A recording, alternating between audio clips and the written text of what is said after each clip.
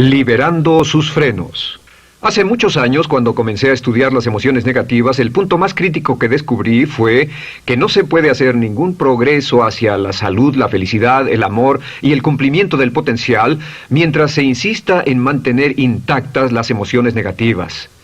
Y lo único bueno de las emociones negativas, si es que tienen algo de bueno, es que las emociones negativas no son permanentes. Lo dice hasta Sigmund Freud, no hay un lugar permanente para las emociones negativas en el subconsciente. En otras palabras, son visitantes indeseados. Son hábitos negativos o patrones de respuesta negativos que pueden eliminarse, y el punto inicial para eliminarlos es entender de dónde vinieron y entender cuáles fueron los factores causales, volviendo a la niñez temprana, que desencadenó el desarrollo de las emociones negativas y nos han dado como adultos una predisposición a ser negativos de una u otra forma. Esto nos lleva al condicionamiento de la niñez temprana. Recuerden que ya dijimos que el punto inicial de los patrones de hábitos negativos compulsivos e inhibitorios era la crítica destructiva. La crítica destructiva es el gran destructor. La crítica destructiva destruye a las personas en su interior y las deja caminando en círculos por fuera. Muchas personalidades han sido minadas y destruidas, mucha autoestima ha sido puesta de lado como resultado de la crítica destructiva más que cualquier otra cosa que podamos imaginar. La crítica destructiva es el gran asesino. Ahora, ¿por qué es eso tan malo? Sabemos que los niños en sus primeros años y al ir creciendo tienen una necesidad tremenda de amor y aprobación de sus padres. De hecho, muchos psiquiatras y psicólogos han dicho que la razón número uno de la enfermedad mental en los adultos es el retiro de amor o el amor no expresado. Sabemos que cualquier persona con prestigio, una persona que es importante para un niño, tiene un impacto enorme en ese niño, y los niños hasta la edad de 6 años tienen muy poca habilidad para discriminar entre una crítica válida y una crítica inválida. Lo que esto significa es que todo lo que diga un padre o un pariente mayor o una persona mayor, cualquier cosa que diga una persona de prestigio o una persona importante para un niño es aceptada como cierta. Es aceptada como una representación válida de la realidad. Si una madre dice eres un niño malo, o si un papá dice eres flojo, si alguien dice no eres dependiente, o si alguien dice que somos estúpidos o tontos o feos, el niño no tiene capacidad alguna para discriminar entre lo válido y lo no válido. Ese niño acepta eso como una verdadera representación de la realidad. Va más allá de la mente consciente, va directamente al subconsciente y ahí se queda. Muchos de nosotros como adultos aún estamos viviendo en base a la información negativa que recibimos cuando éramos niños. Y después como adultos, ¿qué decimos? Pues decimos así es como soy, o siempre he sido así, o algunas personas dirán, pues es de familia, tu padre era así, los hijos son así, tu madre era así, etc. ¿De dónde viene? Nada de estas cosas es de familia. Por ejemplo, cuando estaba creciendo, mis padres habían sufrido la depresión y la depresión les produjo un impacto enorme. Y cuando hablábamos de comprar algo, lo recuerdo muy bien, mis padres se ponían muy tensos y decían, no podemos pagarlo, no podemos pagarlo, no podemos pagarlo, no podemos pagarlo.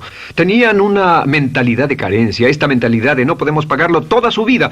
Y luego yo crecí y aunque nunca he experimentado la depresión, y la mayoría de ustedes, 10, 20, 30, 40 años después, aún estamos diciendo, no puedo pagarlo, no puedo pagarlo, no puedo pagarlo. Aún tomamos como base esas frases críticas, esas frases emocionales que usaban nuestros padres. Tal vez sus padres les decían como mi padre me decía a mí una y otra vez, nunca acabas lo que empiezas, nunca acabas lo que empiezas. Nunca acabas lo que empiezas. Eres un flojo, nunca acabas lo que empiezas. Y cuando fui adulto tuve muchos problemas para acabar lo que empezaba. Al acercarme al final de la tarea, comenzaba a sentirme ansioso y buscaba cualquier excusa por posponerla o retrasarla. El segundo factor que nos predispone a emociones negativas es la falta de amor. Sabemos que las personalidades de los niños se desarrollan al grado en que reciben una alta calidad y una alta cantidad de amor de sus padres. Existe una relación de 1 a 1 entre la cantidad de amor, la calidad de amor y una personalidad sana. Ese amor negado o la privación de amor es la causa clave de la infelicidad, la negatividad y la enfermedad mental en los adultos. Para que un niño se sienta realmente amado, el niño debe tener padres con buenos conceptos, y la mayoría de nosotros tuvimos padres que fueron víctimas de sus padres, que a su vez fueron víctimas de sus padres. Un escritor famoso dice que todo el mundo es víctima de una víctima. Todos son víctimas de víctimas. Nuestros padres quisieron criarnos de la mejor forma posible, pero ellos mismos fueron víctimas de víctimas. Y para que un niño se sienta realmente amado, deben existir 3 condiciones. La condición número 1 es: los padres deben amarse a sí mismos. Los padres deben amarse a sí mismos. Recuerden, nunca le podrán dar más amor a otros que el que sienten por sí mismos. Si no se aman a sí mismos, no pueden amar a sus hijos. Si tienen un poco de amor por sí mismos, deben difundirlo en sus hijos. Si tienen poco amor por sí mismos y es absorbido por sus esposos, entonces, a veces, aunque deseen amar a sus hijos, no tienen amor que darles. Sus padres querían amarlos y en muchos casos no tenían amor para darles. Y eso es porque nunca lo recibieron cuando crecieron. El segundo requisito es: los padres deben amarse mutuamente. Para que un niño crezca sintiendo confianza en sí mismo, crezca sintiéndose amado, a salvo y seguro, debe crecer en un ambiente donde los padres se amen.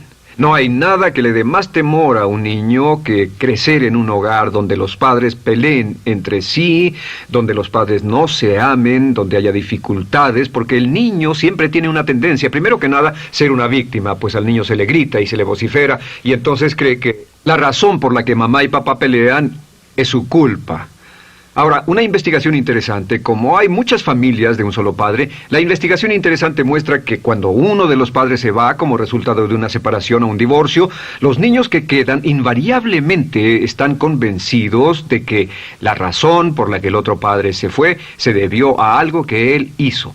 Y es importante que si un matrimonio o una relación va a terminar y uno se va a ir, que el padre que se quede les diga a los niños una y otra vez que la razón por la que la relación no funcionó no tuvo nada que ver con ellos. Solo tuvo que ver conmigo y con papá, conmigo y con mamá. No tiene nada que ver con el niño. El niño necesita oírlo muchas veces antes de que se sienta confiado y seguro. Y por supuesto, siempre es mejor que un niño sea criado por un padre que lo ama que por 2 padres que no se aman. Una tercera condición que debe cumplirse si no quiere que exista la falta de amor es que los padres deben amar al niño. Los padres deben amar al niño. Bueno, esto parece muy obvio y muy lógico. La verdad es que, y esto es lo más difícil para usted y para mí como adultos, que ni siquiera lo pensamos, que es posible que nuestros padres no nos quisieron. No porque no lo intentaran, querían amarnos y tenían la intención de hacerlo, desde luego, etcétera, etcétera, pero simplemente como tenían conflictos mutuos y problemas sin resolver con sus padres, y sufrieron la guerra y la depresión, tenían que hacer carrera y otras responsabilidades, nunca lo lograron totalmente. ¿Entienden? Esa fue la dificultad. Lo deseaban, pero nunca lo lograron. La única forma en que puede amarse a un niño es pasando una gran cantidad y calidad de tiempo con el niño. Tiempo en gran cantidad y calidad con el niño. 10 minutos al día no bastan. Los niños se consideran valiosos según el grado en que las personas más importantes en su vida pasen tiempo con ellos. Si las personas más importantes en su vida, sus padres, solo pasan poco tiempo con ellos, los niños concluyen que la razón para ello es que tienen muchos defectos, que hay algo esencialmente malo en ellos y que por eso sus padres no pasan más tiempo con ellos. Los niños no piensan con la razón, lo hacen en forma emocional. Solo piensan: mi padre está aquí, me ama, y si no pasa tiempo conmigo, él o ella no me aman. Y si cualquiera de esas 3 condiciones existió o más cuando estaba creciendo, los padres no se amaban a sí mismos, o no se amaban mutuamente, o tal vez no lo amaban porque nunca lo lograron, aunque querían, entonces usted debe haber crecido en conjunción con la crítica destructiva que se llama culpa. ¿Y qué es la culpa? Pues simplemente la culpa es un sentimiento de no valer mucho. ¿De dónde sacamos este sentimiento? Lo obtenemos cuando continuamente gente importante nos critica en nuestra vida y simultáneamente no nos dan el amor que necesitamos. Sentimos que no valemos mucho o que no valemos nada. Y un sentimiento de culpa nos lleva a un sentimiento de falta de mérito, falta de valor y culpa. Y esa culpa, ese sentimiento de falta de mérito, es el mayor problema del siglo XX, la principal fuente de enfermedad mental.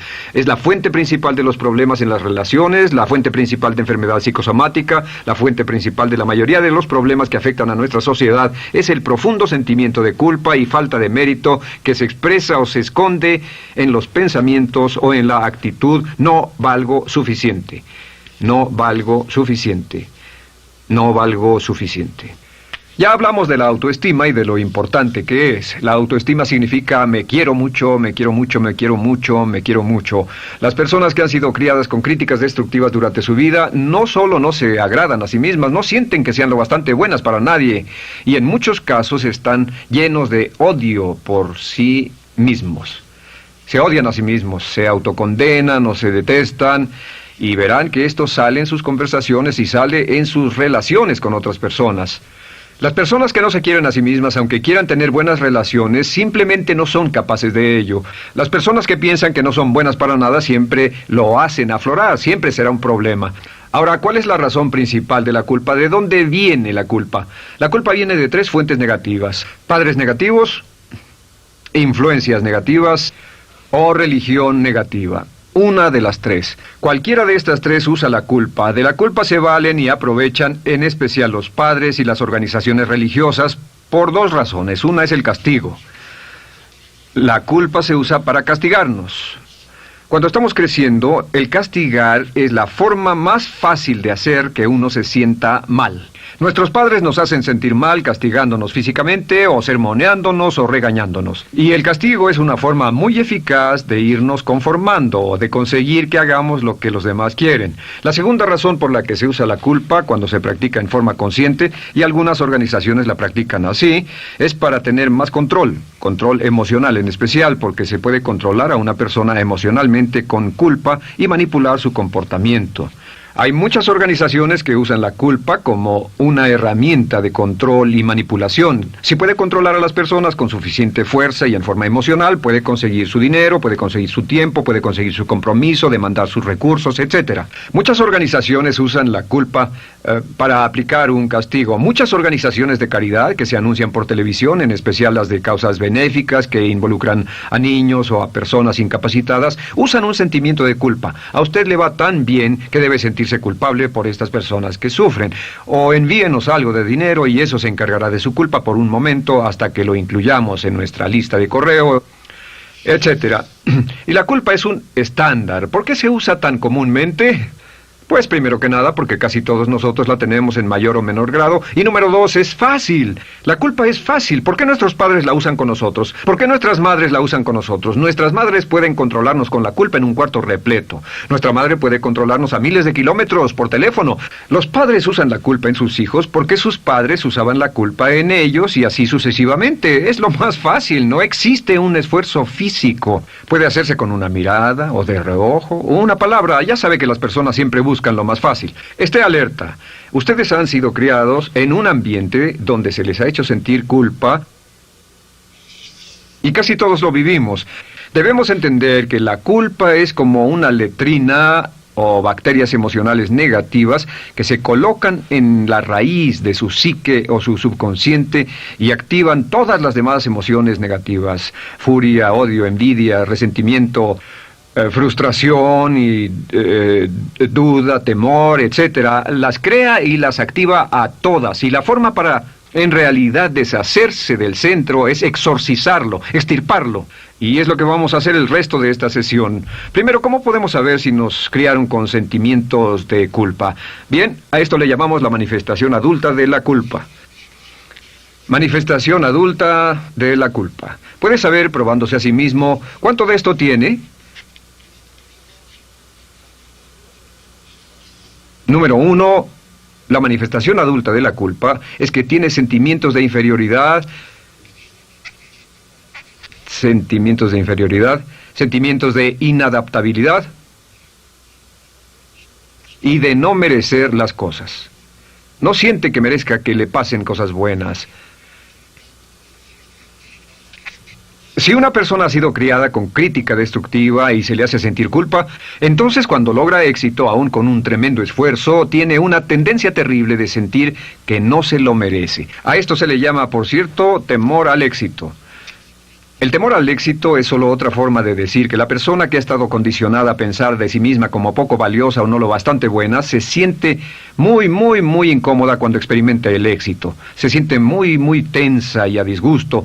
Realmente si sienten demasiada tensión, comienzan a aspirar cocaína, a beber demasiado alcohol, se enredarán en comportamientos autodestructivos, tendrán una sensación tremenda de ansiedad, como si alguien fuera a descubrir algo de ellos. Hay un libro en la librería que dice, si me está yendo tan bien, ¿por qué me siento como un impostor? Tienen el llamado síndrome del impostor.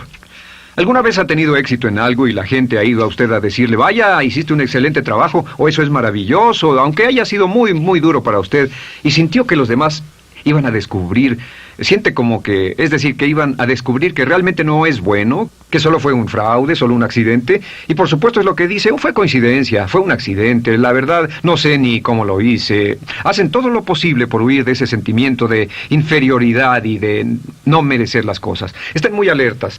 La segunda manifestación adulta de la culpa es la autocrítica destructiva. Hay una línea de un gran poeta que dice, aquellos a quienes se les hace mal, hacen mal a su vez. Los niños a muy temprana edad, a veces a la edad de 2 o 3 años, comienzan a menospreciarse, se desgarran, hasta se golpean y se castigan físicamente si se les critica demasiado. Siempre dicen el equivalente de no valgo suficiente o no soy muy bueno, y se castigan a sí mismos. Y la crítica destructiva es un síntoma real de un sentimiento escondido de culpa e insuficiencia.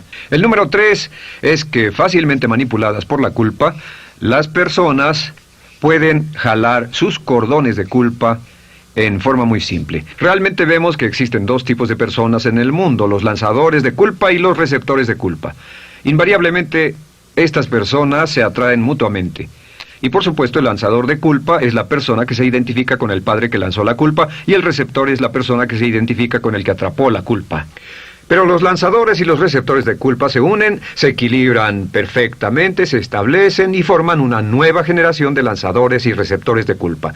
Podemos decir que usted es fácilmente manipulado por la culpa, porque ha estado muy bien condicionado. Su jefe puede tirar de su cordón de culpa, una persona en un autobús puede tirar de su cordón de culpa, una sobrecargo puede tirar de su cordón de culpa. Esté muy alerta a esto. La cuarta manifestación de culpa es que usted la usa. Usa la culpa y culpa a otro generosamente. ¿Por qué? Pues si ha funcionado en usted, la hará funcionar en ellos. Le parecerá que es un intercambio, un trato muy justo. Usa la culpa y la culpabilidad y se convierte en la base de sus relaciones con los demás. Cuando algo sale mal, les echa la culpa a ellos. Algo sale mal, culpa a alguien más. En cuanto hay un problema, busca a quién culpar. Un experimento muy interesante con la cámara escondida hace algunos años, fue que hicieron una plancha de hielo y la pusieron en la acera sin que nadie los viera. No hacía mucho frío, pero lo hicieron y observaron cómo reaccionaban las personas cuando pasaban por ahí, cuando caminaban por ahí, llegaban a esa plancha de hielo, se desequilibraban y se resbalaban, y lo primero que hacían era observar a la persona más cercana a ellos, enojados, verdaderamente furiosos. En otras palabras, buscaban a quién culpar. Y si no había nadie cerca de donde habían caído, se levantaban otra vez, miraban a su alrededor, no había nadie y entonces pateaban el piso, pateaban con fuerza y se iban. Nuestra tendencia natural cuando algo sale mal es buscar a alguien o algo a quien culpar, en especial si nos criaron con una culpa continua. Y la quinta manifestación es lo que llamamos lenguaje víctima. Ahora recuerden que hablamos sobre la ley de concentración. Dice, lo que siembras cosecharás. También dice, si usas lenguaje de víctima, mantienes viva la culpa, la refuerzas, la edificas, la cultivas, la utilizas. El lenguaje víctima es lenguaje como no puedo, no puedo, no puedo. Cuando dice no puedo, no puedo, no puedo, envía un mensaje a su mente subconsciente y la mente subconsciente comprende que está inhabilitado, que no tiene control, que es una víctima. Y cuando desea poder hacer algo, su mente subconsciente retroalimenta su mensaje y dice no puedes, no puedes. Y lo segundo que dice es tengo que, y otra vez no tengo control, no estoy a cargo. Pero existe otra expresión del lenguaje víctima que debemos evitar, y es esta, trataré. Trataré, sea lo que sea, trataré. ¿Qué significan las palabras trataré? Pues déjenme decirles qué significan. Significan voy a fracasar y lo digo anticipadamente para que no me vengan con represalias. En otras palabras, dice trataré de llegar a tiempo, pero lo que está diciendo es tal vez llegue tarde y no pueden reclamarme porque dije que trataría. Cuando una persona dice trataré, está disculpando su fracaso por anticipado. Si fuera al doctor y el doctor lo examinara, lo auscultara y le dijera, pues está en pésimas condiciones, tendremos que intervenir, debemos llevarlo al hospital ahora mismo, me sorprende que haya llegado aquí. Usted dirá, bueno doctor, espero que haga un buen trabajo. Y él dice, trataré. Si él dice eso, usted seguramente buscará otro médico. O si va a un abogado. Lo culpan de algo y va a un abogado y le presenta su caso y dice, oiga, va a defenderme, y él dice, trataré. ¿Qué está diciendo? Está diciendo, escuche, he estudiado el caso y por lo que veo no hay mucha esperanza, pero lo tomaré de todos modos. Trataré son los que tratan de conseguir que les pague por anticipado. Otro juego de palabras que no debe usar. Por cierto, con respecto a trataré, lo que debe decir es lo haré o no lo haré. No trataré. Si alguna vez en nuestro negocio, tenemos un negocio muy activo, si llamamos a alguien y le pedimos alguna cosa o algún trabajo y dice trataré de conseguirlo para el viernes o trataré de terminarlo a tiempo, al instante sabemos que lo que quiere decir es que quiere sentirse libre, no comprometerse. Así que nunca dejamos que nadie se vaya con un trataré, debe ser hecho o no, y queremos obtener una seguridad. Si hace falta, nosotros lo hacemos. Cuando dicen trataré, lo que están haciendo es que se están lavando las manos. Esté alerta, la otra palabra es desearía. Dicen que un deseo es una esperanza o una meta sin energía detrás. Desearía. ¿Qué significa un deseo? Desearía significa que me gustaría tener algo, pero sé que nunca lo podré tener. Cuando dice desearía bajar de peso, ¿qué significa? Las palabras no dichas son, pero sé que no puedo. ¿Por qué no? Por las excusas que tiene y el metabolismo que tiene y los problemas, etcétera. Siempre hay razones por qué debe salir, etcétera. Desearía dejar de fumar, desearía estar en forma. Desearía, desearía, desearía. Cuando usa la palabra desearía, le muestra al subconsciente que esto es algo que no cree que le sea posible lograr o adquirir. Entonces el subconsciente descarta completamente esto como meta y no le da energía, ni motivación, ni impulso, ni deseo de lograrlo. Así que esté muy alerta al lenguaje víctima. Esté alerta a la expresión sí, pero. O lo haría, sí, pero. Alguien le dice, haga esto, y usted dice, sí, pero. La palabra pero, por cierto, es el gran borrador. Si una persona le dice, podría incrementar sus ingresos o incrementar su rendimiento, ser una persona mejor o más feliz o bajar de peso o lo que sea, no importa. Y usted dice, sí, pero. Lo que está diciendo es que está borrando toda la aseveración que ha dicho antes. Manda un mensaje a su subconsciente que dice, no hay posibilidad. Y no hace esfuerzo, no otorga energía, no ejerce capacidad alguna hacia el logro de esa meta. Y las personas que han sido criadas con culpa tienen 5 cualidades o 5 manifestaciones de adultos. Una es que se sienten inferiores, se sienten inadecuadas, sienten que no merecen que les pasen cosas buenas. Estén muy alertas a eso. El número 2... se autocompadecen continuamente, usan la autocrítica destructiva. El número 3, usan la culpa y la culpabilidad en ellos y en otros. El número 4, son manipuladas por la culpa. Y número 5, usan lenguaje víctima. Así que, ¿cómo nos deshacemos de la culpa? ¿No es sorprendente cómo se aclara esto? Este pizarrón, todo se borra. Tengo una varita mágica cuando me voy a sentar al escritorio. Entonces, ¿cómo nos deshacemos de la culpa? Para deshacerse de la culpa...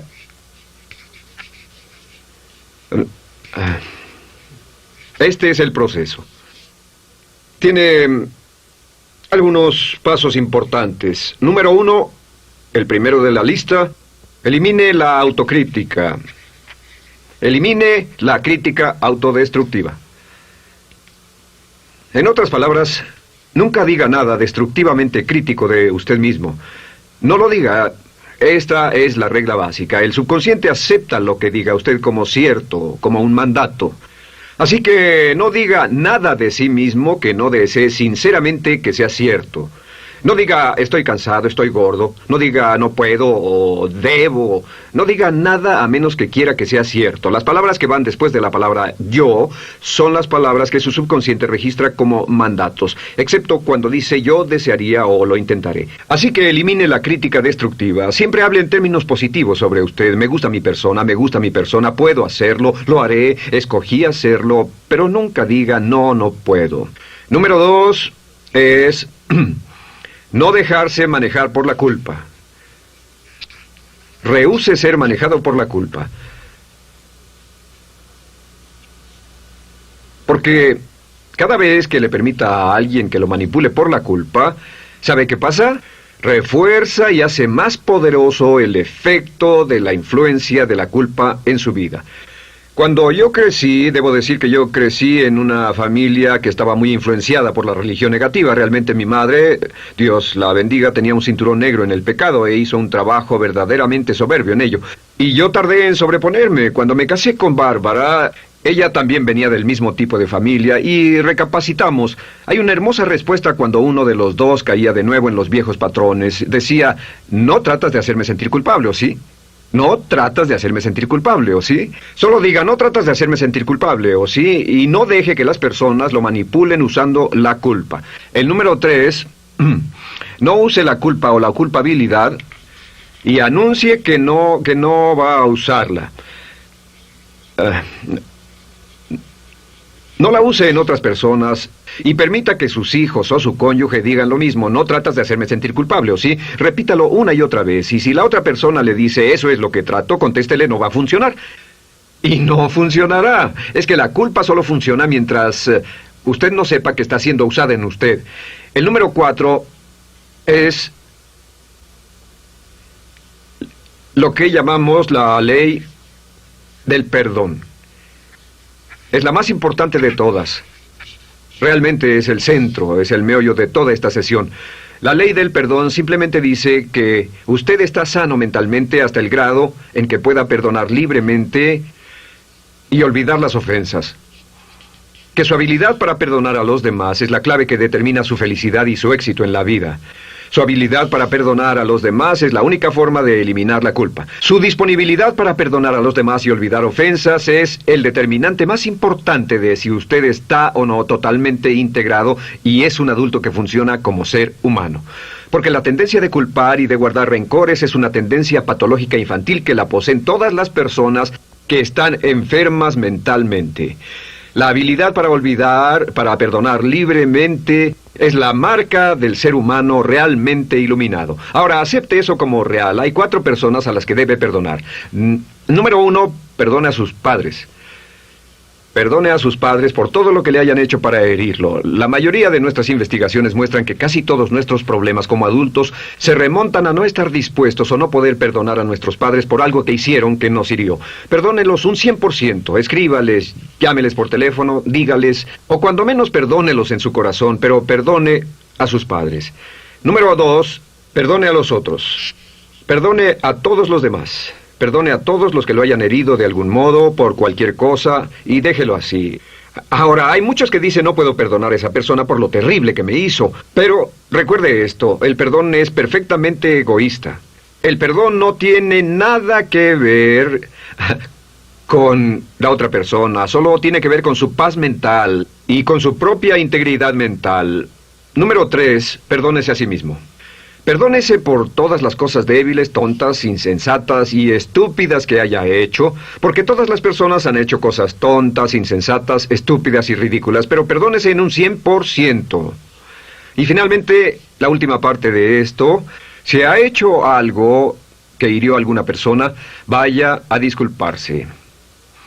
Es sorprendente el hecho de vidas que se arruinan año tras año por personas que no tienen la fortaleza intestinal, las agallas y el valor para decir lo lamento. Una de las cosas más importantes es desarrollar carácter hasta el grado en el cual hacemos las cosas que son muy difíciles para nosotros, hasta el grado en el cual hacemos las cosas que sabemos que están bien, aunque sean difíciles, en especial cuando son difíciles emocionalmente. Y la clave para deshacerse de la culpa, la clave para ser una persona total y completamente positiva, es perdonar a los demás. Perdone a las personas con quienes ha sostenido una relación. Perdone a sus jefes anteriores. Perdone a los amigos que lo han herido. Perdone las inversiones que estuvieron equivocadas. Perdone a los jefes que lo despidieron. Perdone a sus padres. Perdone a todo el mundo. Desarrolle una actitud hacia la vida con la que rehúsa guardarle rencor a los demás.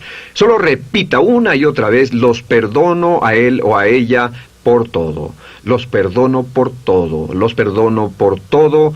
Y eso es todo. La clave para librarse de las emociones negativas es rehusarse totalmente a continuar con cualquier situación negativa. No olvide que es un acto muy egoísta y será tan egoísta como usted quiera. El acto del perdón lo libera y libera a la otra persona y le garantiza que se moverá rápidamente hacia el cumplimiento de su potencial. Para tener éxito, una mujer debe ser mejor en su trabajo que un hombre. Golda